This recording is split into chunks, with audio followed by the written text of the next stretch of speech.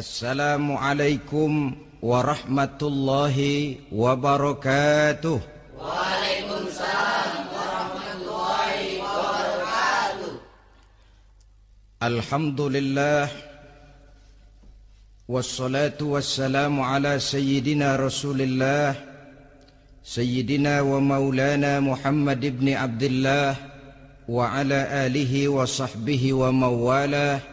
La haula wa la quwwata illa billah, amma ba'du. Bapak-bapak, ibu-ibu, saudara-saudara kaum muslimin rahimakumullah.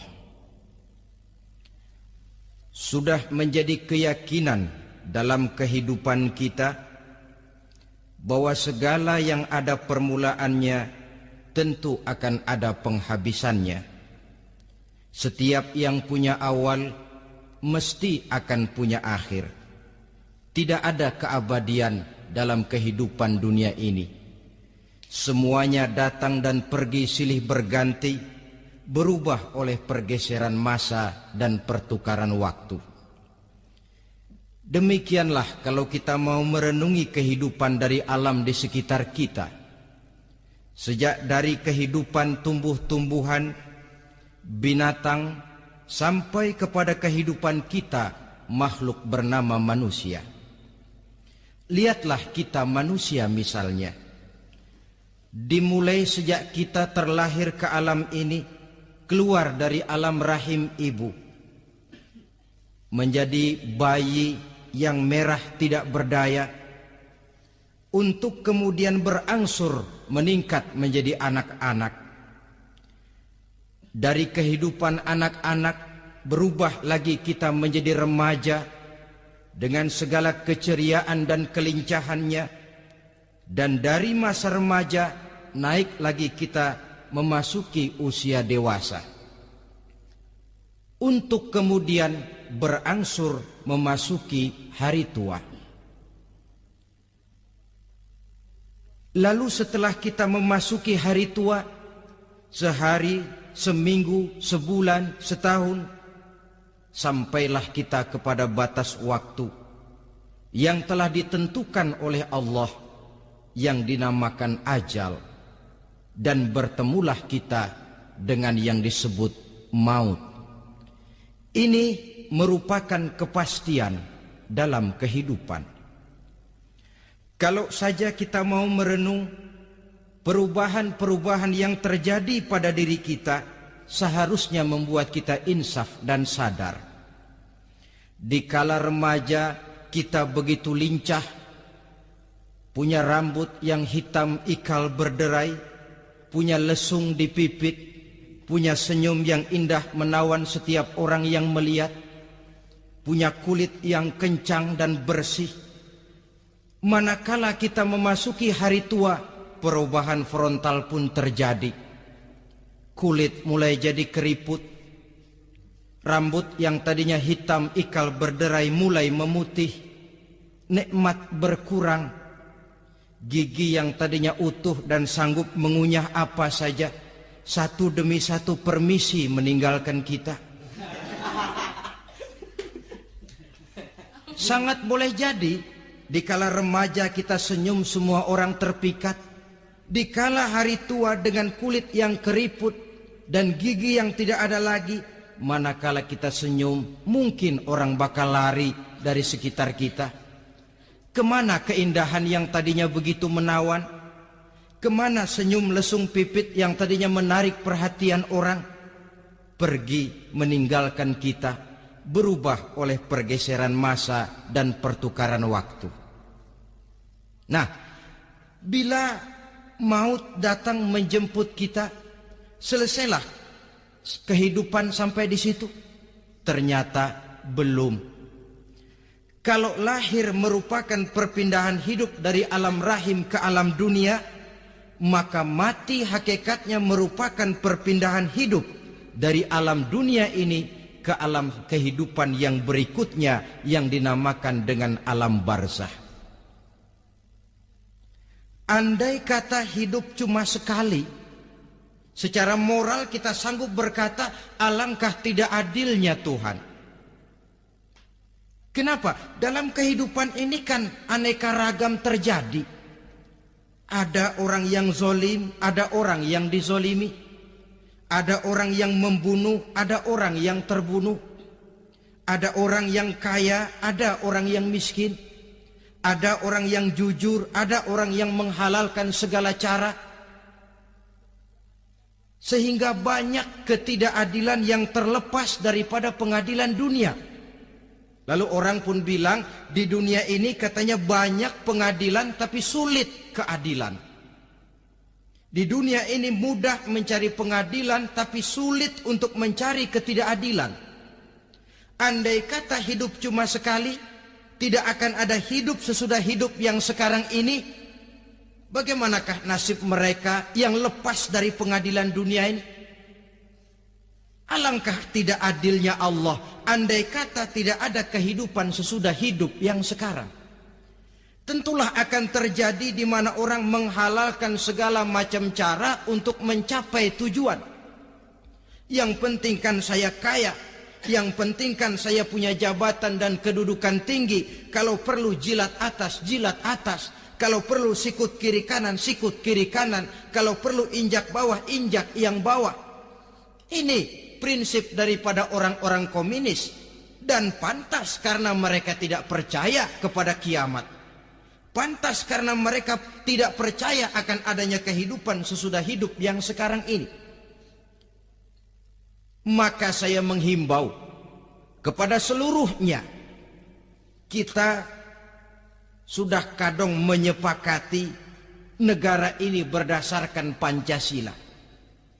Kita sudah kadang konsensus bahwa PKI dengan seluruh ajarannya tidak punya hak hidup di bumi Pancasila yang kita cintai ini. Maka salah satu ajaran PKI tujuan menghalalkan cara.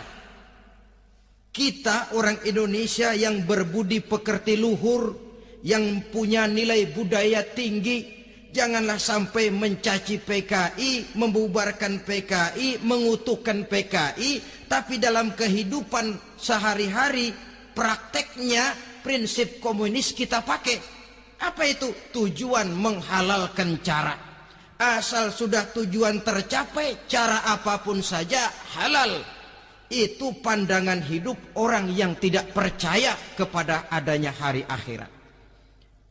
Sebagai muslim yang yakin akhirat ada, kiamat pasti akan datang.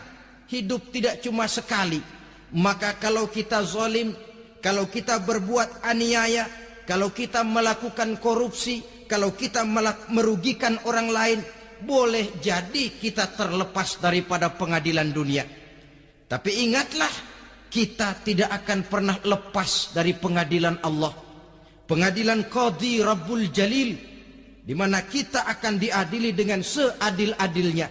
Dan tidak satu perbuatan yang bersifat salah, yang bagaimanapun kecilnya, yang akan lepas dari pengadilan di akhirat itu nanti.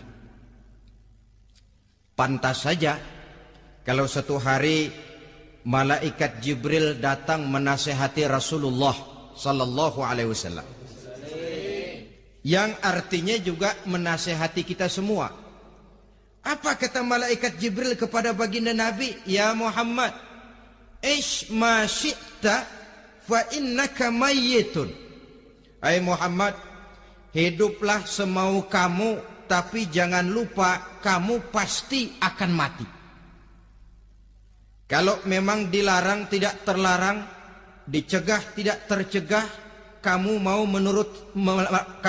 melaksanakan hidup menurut maumu sendiri, persilakan, hiduplah menurut mau dan gayamu. Tapi jangan lupa, fa innaka mayyitun, satu saat kau pasti bakal mati. Dan mati itu bukan akhir dari segalanya. Dia babak baru bagi kehidupan selanjutnya. Silakan hidup menurut maumu, tapi jangan lupa kau pasti akan mati. Wa'mal ma syi'ta fa innaka majziyun bih. Kerjakan apa saja yang kamu mau. Kalau kau mau menghalalkan segala macam cara, persilahkan halalkan segala macam cara. Tapi jangan lupa kau akan mendapat balasan dari seluruh amal perbuatanmu. Wa ahbib ma syi'ta fa innaka mufariquhu, dan cintailah apa saja yang mau kau cintai. Kau cintai anak istrimu, silahkan. Kau cintai harta bendamu, tafadhal. Kau cintai tanah airmu, kau cintai pangkat dan jabatanmu, persilahkan. Tapi jangan lupa, fa innaka mufariquhu, kau pasti akan berpisah dan akan meninggalkan segala yang kau cintai itu. Apa artinya ini buat kita? Ternyata sesudah maut datang menjemput kita, ada kehidupan sesudah hidup yang sekarang ini. Ini yang mendorong kita untuk dalam kehidupan di dunia ini tidak melakukan prinsip saenake dhewe, semaunya sendiri saja, asal perut kenyang, asal pangkat tinggi, asal harta dapat. Masa bodoh dengan merugikan orang lain, masa bodoh dengan menipu orang lain. Iku jenenge saenake dhewe.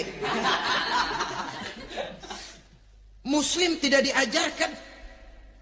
Ingat manusia, setelah kau mati, setelah kiamat datang, kau akan dibangkitkan, kau akan dimintakan pertanggungan jawab tentang kehidupan yang sekarang ini. Saudara hadirin, oleh sebab itu kalau kita bicara soal kiamat, soal akhirat, ini memang masalah yang gaib, yang sepenuhnya tidak bisa dicernakan dengan kemampuan penalaran intelektual. Dasar di dalam membicarakan ini tidak lain adalah iman kita kepada Allah Subhanahu wa ta'ala. Bukan cuma zaman sekarang, dari zamannya Nabi. Orang itu kalau sudah bicara kiamat, bicara akhirat, ada yang ragu-ragu, ada yang menolak sama sekali. Bukan dari zaman sekarang, dari zaman dulu. Pernah kok satu saat Rasulullah itu dakwah, menceritakan, saudara-saudara, akan terjadi kiamat di mana Allah akan membangkitkan manusia dari kuburnya untuk memintakan pertanggungan jawab. Ini dalam dakwahnya Nabi pidato macam itu. Apa reaksi orang? Yang beriman ya mantap, tapi yang tidak beriman, bajingan-bajingan Quraisy ini, mereka bertepuk tangan, mengejek, mencaci. Malahan ini yang luar biasa, ada dua orang kafir namanya Ubay bin Ka'ab dan Al-As bin Wa'il. Mendengar pidato macam ini, mereka buru-buru pulang ke rumah. Ngapain? Ngambil pacul. Lalu berangkat nyari kuburan tua. Dia gali itu kuburan. Tulang-tulangnya diangkut, dibawa ke depan Nabi. Ya Muhammad, tulang-tulang yang udah hancur begini, siapa yang bisa ngidupin lagi? Yang macam-macam aja kamu Muhammad. Nggak rasional, nggak masuk akal. Allah menjawab. Apa kata Allah? وَضَرَبَ لَنَا مَثَلًا وَنَسِيَ خَلْقَهُ قال من يحيي العظام وهي رميم قل يحييها الذي أنشأها أول مرة وهو بكل خلق عليم. Mereka memberikan perumpamaan kepada kami, kata Allah. Mereka melupakan asal kejadiannya. Mereka bertanya, siapa yang sanggup menghidupkan tulang belulang yang sudah hancur kayak begini? Qul yuhyiha allazi ansha'aha awwala marrah. Katakan kepada mereka Muhammad, yang akan menghidupkannya adalah Dia yang telah menciptakannya pertama kali dulu. Kalau Dia sanggup menciptakan, Dia tentu lebih sanggup lagi untuk mengembalikan reproduksi ciptaan itu sebagaimana semula. Yang paling kasihan yang ragu-ragu. Akhirat itu ada apa enggak sih? Kiamat itu ada apa enggak sih? Lantaran ragu-ragu, terombang-ambing dia antara harapan dan putus asa, antara kenyataan dan idealisme. Ada yang buta sama sekali, 100% terhadap keadaan-keadaan sesudah mati. Perhatian mereka hanya tercurah kepada kehidupan sebelum mati. Yang mereka perhatikan siang dan malam tidak lebih daripada urusan perut. Pergi pagi, pulang sore, peras keringat, banting tulang. Cuma soal makan, soal minum, soal pakaian, soal kendaraan, soal rumah tangga, soal anak, soal istri. Yang mereka pentingkan hanya soal-soal politik misalnya, ekonomi, pembangunan dan industri. Untuk soal-soal kayak begitu, giat betul. Habis seluruh waktu untuk memikirkan, meningkatkan kebudayaan, politik, sosial, ekonomi. Kadang-kadang kurang tidur, kurang istirahat, berkeliaran ke sana kemari ke tempat yang jauh-jauh. Sampai-sampai kadang-kadang terkena stres, penyakit darah tinggi, ginjal, lever, untuk memikirkan hal-hal yang semata-mata karena dunia saja. Lantas boleh jadi mereka mendapatkan kekayaan yang berlimpah ruah, mendapatkan kedudukan yang tinggi, nama yang semerbak, dikenal orang di barat dan di timur, di utara dan di selatan. Tetapi alangkah kecewanya mereka jikalau datang ajal menjemput nyawa, mati mereka, meninggalkan harta yang banyak, nama yang masyhur. Mereka disebut dengan jasa-jasanya. Radio memberitakan, TV menyiarkan, koran-koran memuat. Bahkan nama mereka kadang-kadang dikenang 2-3 tahun setelah wafatnya. Tetapi dalam pada itu, roh mereka merintih, mengeluh, menderita, karena dilemparkan oleh Allah ke tempat-tempat yang kotor. Penyesalan yang sudah tidak akan ada gunanya lagi. Saudara-saudara kaum muslimin rahimakumullah. Oleh karena itu, kehidupan akhirat bukanlah dongeng dan takhayul, bukan khurafat dan hayalan. Kehidupan akhirat, hari kiamat adalah kebenaran dan kepastian. Dalam surah Al-Hajj ayat ke-7, Allah Subhanahu wa taala menyatakan, wa anna as-sa'ata atiyatun la raiba fiha wa anna Allah yab'atsu man fil qubur. Dan bahwasanya kiamat itu sesungguhnya adalah sesuatu yang pasti dan tidak ada keraguan-raguan lagi di dalamnya. Dan bahwasanya Allah sungguh-sungguh akan membangkitkan manusia dari kuburnya masing-masing. Nah, kalau kita sudah yakin kiamat sesuatu yang pasti adanya, akhirat sesuatu yang pasti adanya, dari mana pembicaraan tentang kiamat ini kita mulai? Tentu dari diri kita. Marilah kita mencoba melihat proses perjalanan hidup ini sampai kita memasuki kiamat. Hadirin, tidak ada makhluk secantik manusia. Tidak percaya, pernah ke Ragunan? Nah, saudara masuk ke kebun binatang. Segala macam makhluk ada di situ. Ratusan macam jenis binatang. Bandingkan dengan saudara, kira-kira cakep mana?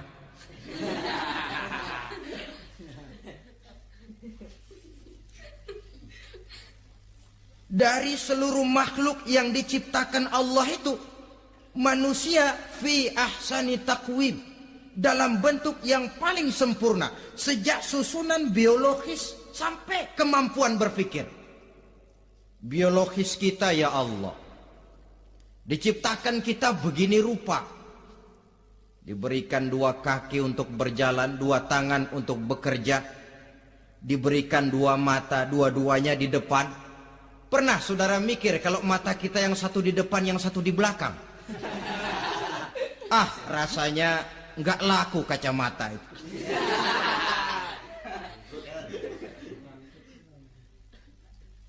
Diberikan hidung dengan 2 lubang, tahu betul Allah ke bawah lagi lubangnya. Coba pikir kalau lubang hidung kita menghadap ke atas. Aduh, kalau musim hujan repot jagain hidung. Laqad khalaqnal insana fi ahsani taqwim. Sungguh telah kami ciptakan manusia dalam bentuk kejadian yang paling sempurna ketimbang makhluk-makhluk Allah lainnya. Nah, kesempurnaan manusia ini oleh karena hidupnya terdiri dari 2 unsur pokok. Pertama unsur jasmani dan kedua unsur rohani. Jasad dan roh. Jasad yang terlihat sekarang ini, potongan saudara yang ngejedok di depan saya ini jasad saudara. Ini yang berasal dari saripati makanan yang dimakan oleh bapak ibu kita. Lalu hasil kerjasama yang baik antara ibu dengan bapak, terwujudlah kita. Kalimat langsungnya jasad ini berasal dari tanah yang tadi berubah dari bayi, remaja, dewasa, meningkat hari tua. Yang berubah itu jasmani kita. Kenapa? Karena jasmani itu materi, benda, daya tahannya terbatas. Dia berubah oleh pergeseran masa dan pertukaran waktu. Apa ada orang makin tua makin cakep? Jasmani oleh karena dia materi, dia berubah oleh pergeseran masa dan pertukaran waktu. Nah, yang menyebabkan jasmani itu bergerak karena ada roh di dalamnya. Ini yang menyebabkan kehidupan. Ini yang menjadi sumber kehidupan, pusat kesadaran dan pengertian dalam kehidupan manusia. Tanpa roh dalam diri kita, maka jasad kita, pernah lihat orang mati? Nah, itu kalau orang mati, coba perhatikan. Apanya yang kurang? Kupingnya masih ada, tapi sudah tidak sanggup mendengar. Matanya masih lengkap, tapi tidak mampu melihat. Jangankan melihat, terbuka saja tidak. Mulutnya masih ada, tapi sudah tidak bicara lagi. Telinganya cukup, tapi sudah tidak sanggup mendengar. Kakinya lengkap, tapi tidak mampu lagi berjalan. Apa penyebabnya itu? Ternyata jasmani kita, jasad ini manakala sudah ditinggalkan oleh ruh, dia tidak akan bisa berdaya apa-apa. Tidak mampu berjalan, tidak pula berbuat, tidak pula bekerja apapun saja. Saudara-saudara, dua-duanya punya kebutuhan. Jasmani ada kebutuhannya, rohani pun ada kebutuhannya. Jasmani yang jelas perlu makan, perlu minum, perlu tidur, perlu pakaian, dan sebagainya. Nah, apabila saat berpisah datang, ajal sampai, berpisahlah roh dan jasad. Dan itulah yang dinamakan dengan maut. Jadi apa sih mati itu? Mati adalah berpisahnya roh dengan jasad. Sebab itu Islam sangat menganjurkan kita untuk banyak-banyak mengingat mati. Bagaimana caranya mengingat mati? Pertama, mati itu kan pasti. Kira-kira yang hadir di sini ada yang nggak mati nggak kira-kira? Semuanya bakal mati kan? Berani? Berani. Sekarang mau? Saudara, sebenarnya kalau kita merenung lebih jauh, orang itu tidak perlu takut mati. Walaupun tidak boleh terlalu berani menghadapi mati. Karena bagaimanapun takutnya kita kepada mati, toh dia pasti datang. Bagaimanapun beraninya kita mati, kalau belum ajal ya tidak mati juga. Jadi muslim itu kan harus berani menghadapi hidup dan tidak takut menghadapi mati. Mati adalah sesuatu yang pasti. Muslim dianjurkan banyak-banyak mengingat mati dalam kehidupan. Caranya bagaimana? Pertama, berziarah nengokin teman yang sakit. Ya? Suka nengokin teman yang sakit enggak? Oh, itu pahalanya kata Nabi. Menengok orang yang sedang sakit lebih afdol daripada sholat sunnah 1000 rakaat. Apa pernah saudara sembahyang sunnah sampai 1000 rakaat? Nengokin orang sakit pahalanya lebih afdol daripada itu. Kenapa menengoki orang sakit mengingatkan kita kepada mati? Iya ya, ini teman saya yang kemarin segar banget, bercanda sama saya, ketawa sama-sama, sekarang terbaring tidak berdaya, hilang kemampuannya, hilang keceriaannya, sakit. Iya kalau sembuh, kalau ajal, iya sekarang giliran dia, kalau jatuh ke saya. Lalu menghibur teman dengan kata-kata yang enak, yang akan mendatangkan sugesti supaya dia cepat sembuh. Jangan nengokin orang sakit jujur. Sakit apa lu? Perut. Emang teman gua kemarin sakit begini mati nih. Wah, itu orang bisa jadi shock lantaran etika kita tidak akan sampai ke sana. Menjenguk orang sakit akan mengingatkan kita kepada mati.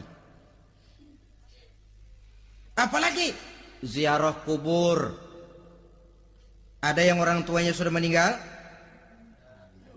Nah, kalau ada, ya tidak bisa tiap hari, sekurang-kurangnya seminggu sekali.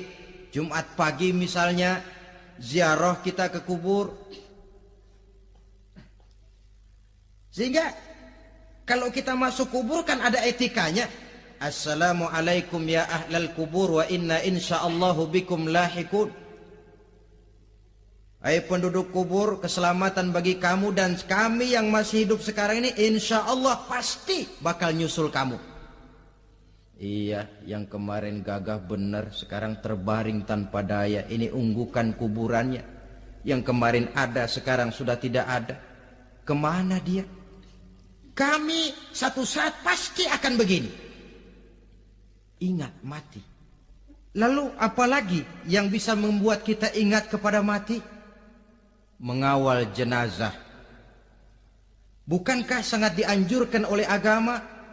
Bahkan kalau bisa sejak mengurusnya, memandikannya, mengkafankannya, menyolatkannya untuk kemudian mengantarnya ke kubur. Hari ini saya antar dia ke kubur, besok boleh jadi saya yang diantar orang. Hari ini saya solatkan dia, besok boleh jadi saya yang disolatkan orang. Hari ini saya masukkan dia ke liang lahat, besok mungkin giliran saya dimasukkan orang ke liang lahat. Ingat mati, tumbuh kesadaran. Lalu daya positifnya dalam kehidupan apa? Nah, saudara-saudara hadirin, orang yang mengingat mati bukan lantas menjadi lemah dalam kehidupan, menjadi putus asa, sedikit semangat, terbentur kesulitan, mudah frustasi. Bukan itu tujuannya kita diperintah mengingat mati. Jelasnya Islam menganjurkan kita untuk mengingat mati guna maksud-maksud yang positif, supaya orang lalu sadar hidup ini cuma sebentar. Maka mumpung hidup, nah ini mumpung, tapi mumpung yang baik. Mumpung hidup, maka hidup yang singkat ini harus saya pergunakan dengan sebaik-baiknya, melakukan kebajikan yang sebanyak-banyaknya, menjauhkan rasa malas, menunggu keajaiban yang datang dari langit, berleha-leha, bermain-main, sementara maut kalau dia datang tidak pernah main-main. Pantas kalau seorang penyair bernama Syauqi memesankan tazawwad bittaqwa fa innaka la tadri idza hanna al-lailu hal ta'ishu ila al-fajri kam min sahihin mata min ghairi illatin wa kam min alilin 'asha hinan min ad-dahri. Persiapkan dirimu dengan takwa, sebab kamu tidak tahu apabila malam datang kamu masih bisa hidup apa enggak besok pagi. Apa ada jaminan saudara yang kumpul di depan saya malam ini besok masih bisa hidup? Tidak. Ada jaminan? Tidak. Tidak ada sama sekali. Kam min sahihin mata min ghairi illatin. Berapa banyak orang sehat mati nggak pakai sakit lagi. Sebabnya kadang-kadang ringan saja. Ada yang cuma jatuh di kamar mandi mati. Ada yang cuma ketiban pensil. Iya, kalau ketiban pensil 3 peti masa nggak mati. Ta'addadatil asbab wal mautu wahid. Sebabnya boleh jadi macam-macam, tapi mati satu juga, yaitu mati. Dia seperti kelapa yang terlalu tua jatuh ke bawah, yang kembang baru keluar pun jatuh ke bawah. Itulah mati.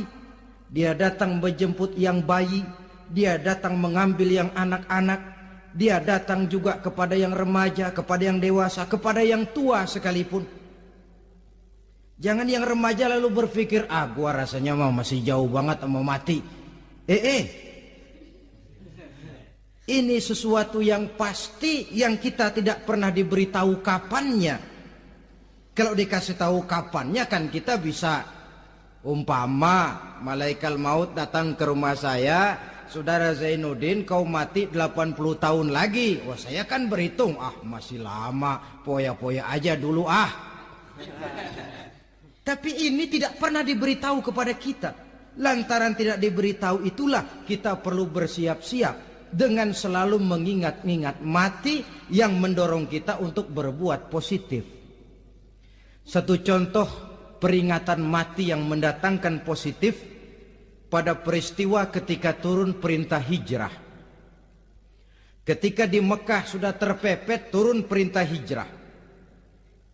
Ini sahabat yang berangkat hijrah, jangan dikira semua bulat hati.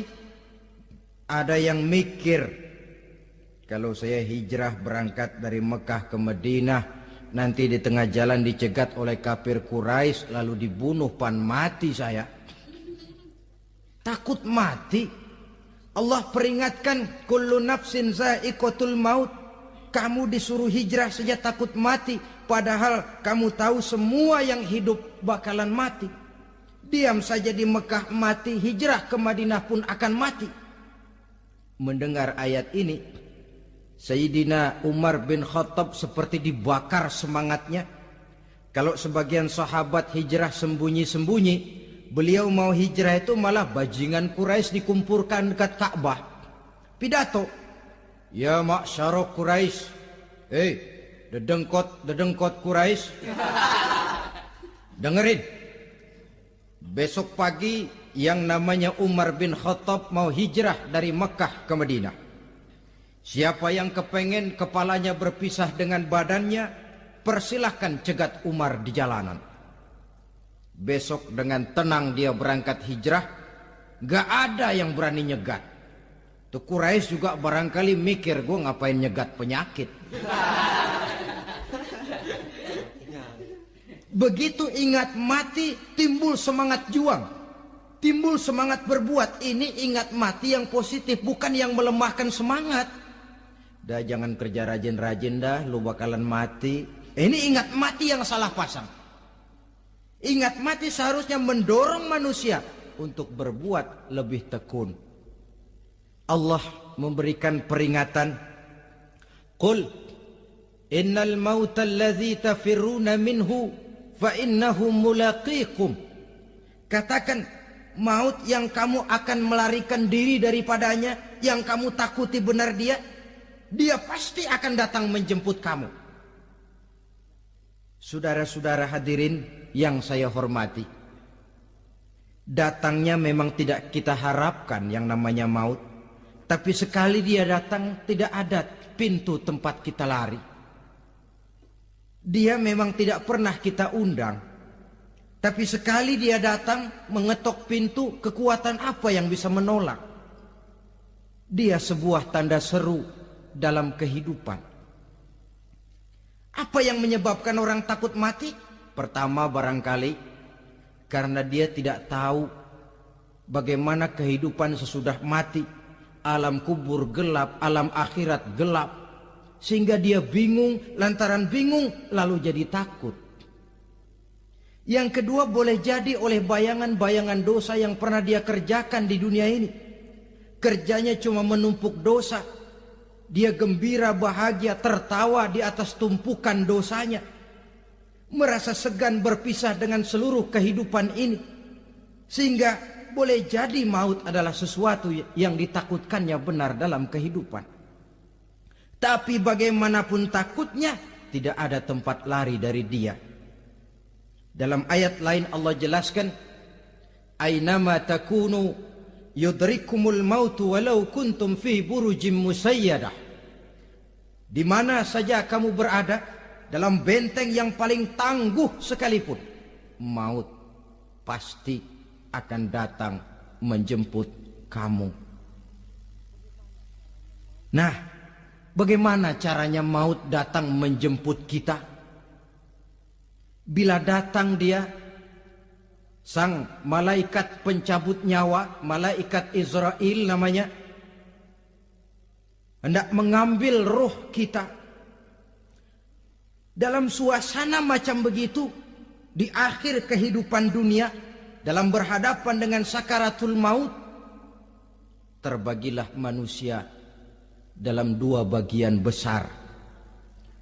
Pertama, yang menghadapi sakaratul maut itu dengan husnul khatimah, baik di akhirnya, sehingga pada saat ruhnya berpisah dengan jasadnya, kelihatan dia seperti senyum, mukanya cerah. Bahkan sebelum itu boleh jadi dia sempat meninggalkan pesan-pesan yang baik. Ada yang sempat azan, ada yang sempat baca Quran. Pernah kan nemui orang yang mau mati seperti itu? Yang sempat azan, yang sempat baca Quran, yang sempat meninggalkan wasiat-wasiat yang baik. Sebab apa? Malaikat maut datang menjemput mereka juga dengan baik-baik.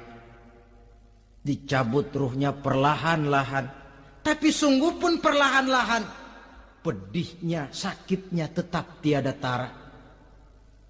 Rasulullah Sallallahu Alaihi Wasallam, dikala beliau hendak berhadapan dengan sakaratul maut, diceritakan mencelupkan tangannya ke dalam gelas berisi air, lalu mengusapkannya ke muka beliau seraya berdoa, "Ya Allah, mudahkan saya dalam menghadapi sekarat ini." Beliau juga yang mengatakan bahwa sakitnya sakaratul maut sama dengan 300 kali bacokan pedang. Sehingga kita diajarkan doa, di antara doa selamat itu kan ada Allahumma hawwin alaina fi sakaratil. Ya Allah, mudahkan saya di dalam menghadapi sakaratul maut itu. Ketika ruh ini keluar dari jasad, mata masih mengikuti ruh itu. Sehingga kadang-kadang ada yang matanya terbelalak dan tidak sempat ditutup, terbuka terus, mengikuti ruh itu keluar dari jasadnya. Adapun golongan kedua, manusia yang ketika berhadapan dengan sakaratul maut mendapatkan su'ul khatimah, jelek di penghabisannya. Sekaratnya sudah setengah mati, lalu jelek juga di akhirnya, mati dalam keadaan yang tidak baik, tidak terpuji. Ada yang lagi megang kartu, mati. Ada yang lagi di tempat ngadu ayam, mati. Ada yang lagi di tempat pelacuran, mati. Ada yang lagi megang botol minuman keras, mati. Nih barangkali malaikat maut gemes banget nariknya, lu bajingan, lu tarik terus ya. Mati su'ul khatimah. Makanya bagus itu. Kadang-kadang di majelis-majelis taklim kan sering dibaca, ya Allah biha, ya Allah biha, ya Allah bihusnil khatimah. Kan ada itu? Ada enggak? Saudara hadirin, mohon agar oleh Allah kita diberikan husnul khatimah, baik di saat ruh akan berpisah dengan jasad. Ini sesuatu yang pasti. Sang malaikat maut datang menjemput nyawa. Setelah ruh berpisah dari badan, maka tinggallah sang badan, ditangisi oleh semua yang kita tinggalkan. Sehingga kepada putrinya Fatimah, ketika malaikat maut datang hendak menjemput baginda Nabi, beliau berkata kepada anaknya, Fatimah, kamu tahu siapa yang datang? Saya tidak tahu, Bapak. Yang datang hadimul lazat. Itu dia yang menghancurkan seluruh kesenangan dunia. Wa qati'u syahwat, yang memisahkan kita dengan seluruh yang kita cintai. Dia malaikat maut, Pak. Manakala jasad sudah ditinggalkan oleh ruh, itulah yang dikerubungi orang. Anak menangis, istri menangis, orang tua bersedih, teman-teman merasa kehilangan, menangisi jasad. Diuruslah jasad kita, dimandikan sebagaimana mestinya, dikafankan dengan kain putih 3 lembar, itu yang hendak kita bawa kembali ke tempat asal kita. Pakaian sutra, jas yang mereknya Switzerland wool, kain yang Samarinda, sepatu yang Belly atau Beltoni, jam tangan yang Rolex, kendaraan yang serba mewah, tidak ada yang menyertai kita. Kain putih 3 lembar itu saja lagi. Demi setelah dikafankan, dibujurkan kita menghadap ke arah kiblat, orang banyak pun datang menyolatkan kita dengan 4 takbir, diiringi dengan doa.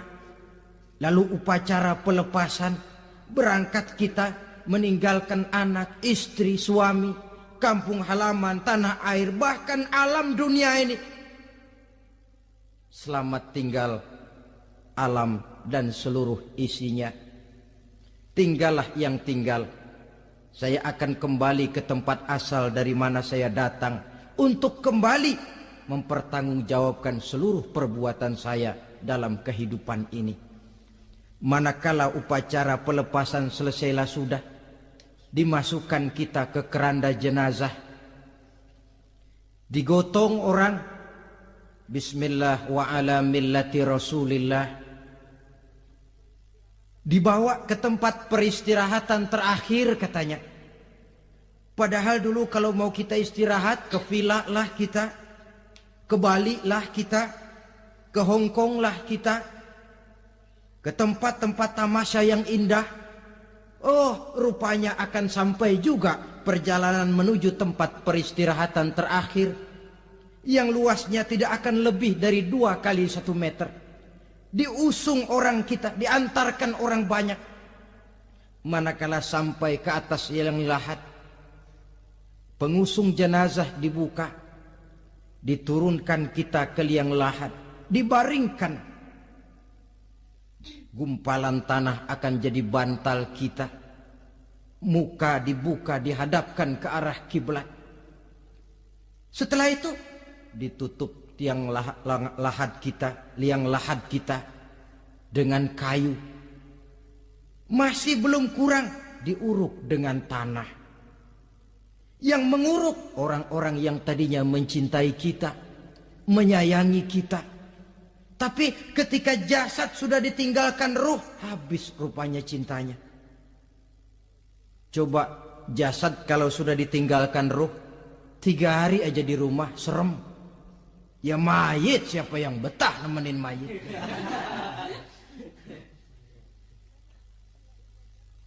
Lalu bila upacara pemakaman selesai, maka berusahalah semuanya.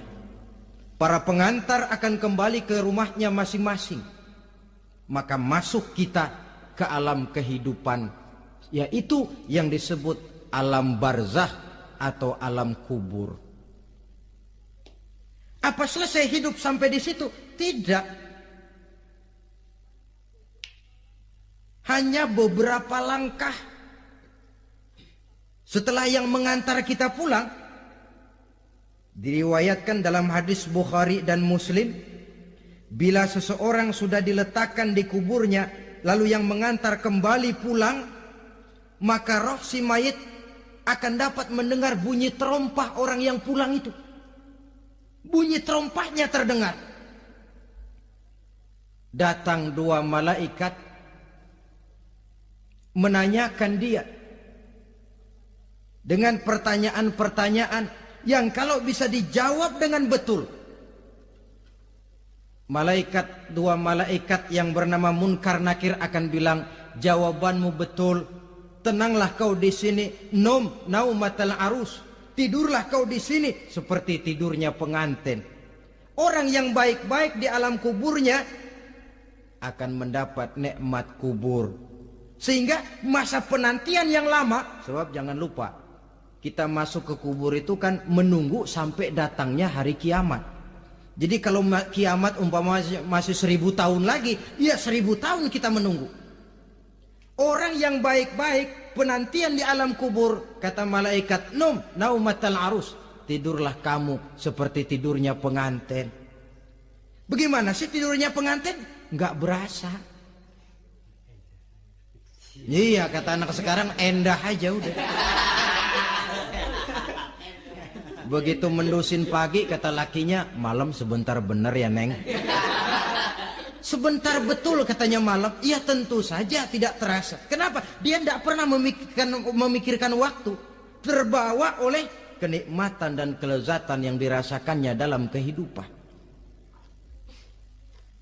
Tapi orang kafir, orang yang dosanya bertumpuk, tidak sanggup menjawab pertanyaan dua orang malaikat, maka dia akan mendapat azab di alam kuburnya terus menerus siang dan malam sampai datangnya hari kiamat. Ibarat maling ayam ketangkep, belum masuk pengadilan udah digebugin duluan. Kan begitu kan? Ada maling ayam nggak di sini? Nah, itu yang nyaut tadi pengalaman itu. Di sidang belum divonis, belum digebugin babak belur. Saudara hadirin, maka alam kubur bisa merupakan raudhatun min riyadil jannah. Taman di antara taman-taman surga, pun juga bisa merupakan hufratun min hufarin niran, menjadi liang daripada neraka. Ada lagi riwayat yang dari Imam Muslim yang diperoleh dari Zaid bin Sabit. Zaid bin Sabit cerita, satu hari kami bersama Rasulullah sallallahu alaihi wasallam berada dalam kebun kepunyaan Bani Najjar. Rasulullah sedang duduk di atas keledai. Tiba-tiba entah bagaimana itu keledai terkejut, kaget, berontak, hampir Rasulullah jatuh. Rasulullah kemudian bertanya, rupanya di kebun itu ada kuburan tua, 5 atau 4 kuburan. Rasulullah lalu bertanya, saudara-saudara ada yang tahu nggak ini kuburan siapa? Nggak ada ya Rasulullah. Memang kenapa?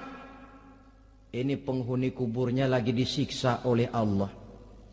Andai kata boleh saya mohon kepada Allah supaya kamu dengar seperti yang saya dengar, andai kata saja kamu kuat mendengarnya, saya pasti akan berdoa. Tapi sayang, saya yakin kamu pasti tidak akan kuat mendengar mereka mendapat azab di kuburnya. Hadis sahih riwayat Imam Muslim dari Zaid bin Sabit. Kehidupan di alam barzakh. Pak, iya kalau yang matinya dikuburin. Lah kalau yang matinya diceburin ke laut, dibakar, di medan perang hilang gak ketahuan kemana jenazahnya. Saudara, hilang kek, dikubur kek, di dalam lautan direndam kek, itu kan cuma logika kita. Menurut Allah tidak ada perbedaan orang mati dikubur di dasar lautan, atau dibakar sampai jadi abu, atau gugur di medan perang tidak ketemu jenazahnya. Entah mereka tetap masuk ke alam barzah namanya.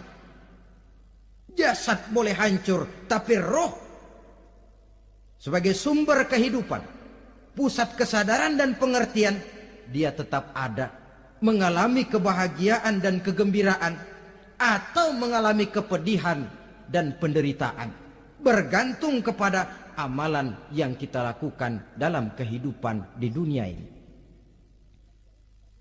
Maka dalam Yasin tadi kan jelas, qul yuhyiha alladzi ansha'aha awwala marrah, yang menghidupkan mereka yang dikubur di dasar lautan, mereka yang dibakar sampai jadi abu, yang akan menghidupkan ialah Allah yang menciptakan mereka dulu pertama kalinya. Jadi kalau sudah ada aslinya, ya tentu tidak perlu contoh lagi, akan sangat mudah membuatnya. Orang tua kita, keluarga kita yang sudah berpulang, mereka di alam barzah sekarang ini bisa mendapat nikmat kubur, bisa mendapat azab kubur, bergantung amalan mereka dalam kehidupan di dunia ini. Dalam Musnad Imam Ahmad dan Sahih Abi Hatim malah ada tambahan riwayat, orang yang banyak kebajikannya di dunia, amalannya akan datang menemani dia. Sholatnya dekat kepalanya, puasa sebelah kanan, zakat sebelah kiri, menghibur dia. Malahan dikatakan berbentuk orang yang cantik menemani dia di alam kuburnya. Aneh, dia tanya, man anta lam ara fid dunya ajmal minka. Siapa kamu? Di dunia ini belum pernah saya melihat orang secantik kamu. Dia jawab, ana amaluka soleh. Saya adalah amalmu yang soleh yang kau kerjakan waktu di dunia. Saya sekarang diperintahkan untuk menemani kamu di sini. Alhamdulillah.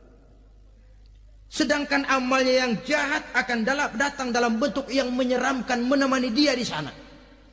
Bayangin deh, di kuburan ditemenin yang serem-serem. Sama juga di dunia. Di dunia, kalau kita di tempat gelap ditemenin orang cakep, enak nggak? Enak. Wah, pengalaman. Tapi coba bayangin, sudah tempatnya gelap, yang nemenin jelek nggak ketulungan, gerah kita. Nah, saudara hadirin yang saya hormati, lalu bagaimana tempat arwah-arwah yang sudah kembali menghadap Allah yang disebut mustaqarrul arwah itu? Macam-macam tingkatannya sesuai dengan profesi dan amalannya waktu di dunia. Ada roh-roh itu yang setelah pisah dengan jasad, artinya mati, ditempatkan di tempat yang disebut a'la iliyin, tempat yang tertinggi. Siapa ini? Arwahnya para nabi dan para rasul. Ini fi a'la iliyin, di tempat yang tertinggi. Arwahnya para nabi, arwahnya para rasul. Dan karena kita bukan nabi, bukan rasul, ya jangan mimpi dapat tempat fi a'la iliyin, kecuali kalau Allah menghendaki. Itu hak prerogatif Allah, tapi kan tidak adil kalau Allah melakukan itu. Ini kelompok roh-roh yang masuk golongan VIP. Wah, the first class. Para nabi, para rasul. Lalu ada pula roh-roh itu yang setelah pisah dengan jasadnya diumpamakan seperti burung-burung hijau yang berterbangan di perkebun-kebunan surga. Roh siapa mereka ini? Rohnya para syuhada, orang-orang yang mati syahid gugur membela agama. Nah, ini bedanya orang mati syahid dengan pahlawan, ya. Apa bedanya syuhada dengan pahlawan? Kalau syuhada, orang yang gugur membela agama, niatnya karena Allah, mati syahid. Kalau pahlawan, orang yang gugur membela negara, orang yang dianggap berjasa kepada pemerintah. Klimaksnya, kalau orang mati syahid jelas surga, tapi pahlawan belum tentu surga. Kenapa? Bergantung kepada negara macam apa yang dibelanya dan pemerintah model mana yang dibelanya. Di negara-negara komunis misalnya, banyak nggak pahlawan? Banyak. Dengan sekian tanda jasa yang mati di medan perang dan sebagainya. Kira-kira pahlawan komunis masuk surga enggak? Tidak. Ya, kalau pahlawan komunis masuk surga, kita enggak kebagian kapling di surga barangkali. Inilah bedanya pahlawan dengan orang mati syahid. Kemudian ada pula roh itu yang tertahan di pintu surga. Tertahan di pintu surga. Ini seperti tadi, orang yang mati syahid tapi masih ada kaitan di dunia. Rasulullah pernah ditanya orang, "Ya Rasul, kalau saya maju ke medan perang bela agama, mati syahid, apa saya masuk surga?" "Iya, masuk surga. Kecuali," kata Nabi, "kalau masih punya utang." Nah, tertahan di pintu surga. Ada pula roh itu yang tertahan di alam kuburnya. Ini umumnya seperti tadi itu. Ada mempunyai dosa, mempunyai kesalahan, sehingga merasakan azab kubur. Ada juga roh itu yang tertahan di permukaan bumi. Mereka yang dalam hidup selalu menumpuk dosa-dosa yang besar, meninggal sebelum keburu untuk bertaubat. Saudara hadirin yang saya hormati, inilah yang kita khawatirkan. Sebab jikalau pada saat roh sudah datang, jikalau saatnya roh datang berpisah dengan jasad, menemukan sakaratul maut, saat itu taubat sudah tidak akan ada gunanya lagi. Masuk ke alam kubur, mendapat azab kubur sampai datangnya hari kiamat. Berapa lama di alam kubur ini? Menunggulah kita sampai datang saatnya kiamat. Nah, saudara-saudara, apa tanda-tanda hari kiamat? Kapan dia akan datang? Bagaimana hal ihwal manusia pada saat terjadi kiamat? Bagaimana alam ini? Bagaimana perhitungan di padang mahsyar? Insya Allah akan saya ungkapkan pada bagian kedua dari ceramah ini. Insya Allah kita akan lanjutkan pembicaraan ini sampai kepada terminal paling akhir, surga dan neraka. Inilah saja pertemuan kita pada kesempatan kali ini. Terima kasih banyak atas segala perhatian. Mohon maaf atas segala kekurangan. Wabillahi taufik wal hidayah.